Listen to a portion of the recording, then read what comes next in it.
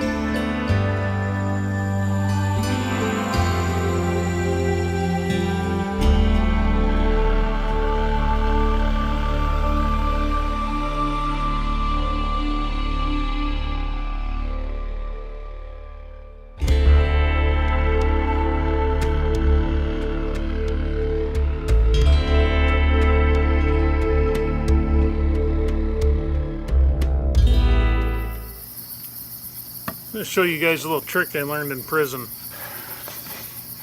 Oh, this is kind of a neat one, and I kind of figured it on accident, but we cut our cheek out of that tenon that's going to go in the piece that's the head that's going to actually act as our clamp. And in order for that to fit the angle that we need to on the tenon and have everything sit so we want it to sit flat against the when that tenon bottoms out. So you see how this piece is kind of shaped like a parallelogram? I know that's a big word for this channel, but shaped just like that. This angle right here, these guys right here, they are the perfect angle for what I need to make the sides of this mortise out of. So when you're going to do this, and I found this is more accurate than using an angle finder. All you do, you set your piece on there and you just follow that down with your chisel. Kind of hard to see, my lighting's kind of goofy. Just follow that down with your chisel. So no, this isn't a fancy chisel. Believe it or not, the only fancy chisels I own are big chisels. But now I have some adjusting to do on this. As you can see, I'm not quite down steep enough at an angle. Well, I am if I set the chisel in there right, I guess. But just follow that down. Then you just check it every once in a while, make sure you're on the right track. And what I like to do when I'm cutting an angle like this, I won't make it as steep at first. I'll finish that off, because what I'm going to do, I'm actually going to cut this mortise just a little bit smaller than what I need, because I would rather shave and make adjustments until I get as close to a perfect fit as I'm able to do. There's some really talented people out there to make mortises and tenons and whatnot for this stuff, and I'm more getting into this style. I mean, the stuff on the barn here is a lot easier because it's just so darn big, but the smaller stuff you have a lot less room for fudge factor in, because your mistakes are going to show up a lot bigger than they are on the big stuff. At least that's what I found. So take this for what it's worth, you know. I wouldn't take it as a gospel tutorial, but it's just what I do that works again. But all we do, I just keep working it down easy and slow, take little bites.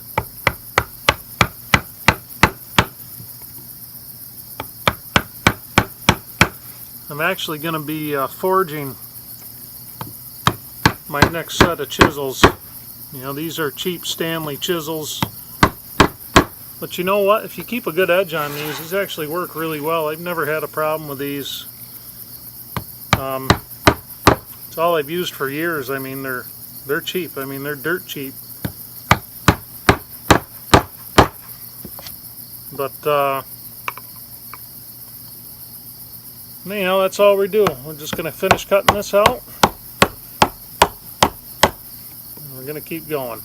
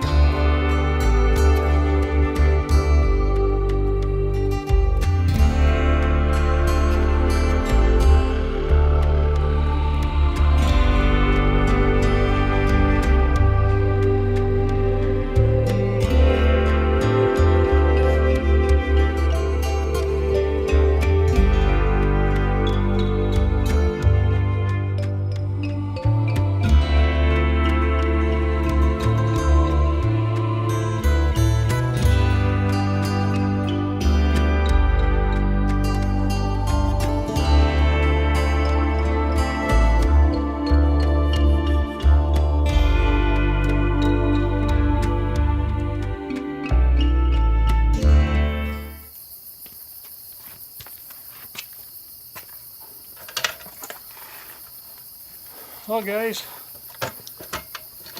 oh, it's a long day. So, a lot of time-lapse stuff here. If it's too much, guys, let me know. I just think it helps speed up the videos a little bit, and you guys aren't watching a bunch of repetition. But so what we have, this is pretty well roughed out, and big thing, I want to shape this, make it a nice kind of come up, radius around the back, and then duplicate on the other side, just so it's just not a big square block. The other things I need to do that I have left to do, I got to get kind of a point on this, a piece of leather, and that way it'll help clamp stuff in place, and all that good stuff. But a little bit of fine tuning to do. I may have put too much slop in that peg, so I may cut another peg for that, make it a little bit tighter. But other than that, I mean, we're in pretty good shape. The next time we meet, I'll be finishing this thing off, and we'll have one more video in this series on this guy, and then this one's done, and then it's back to the barn. So anyhow, finding a little incoherent in the way I'm talking tonight. It has been a long day. So you guys have a good evening. Hope you enjoyed it. I'll catch you on the next one.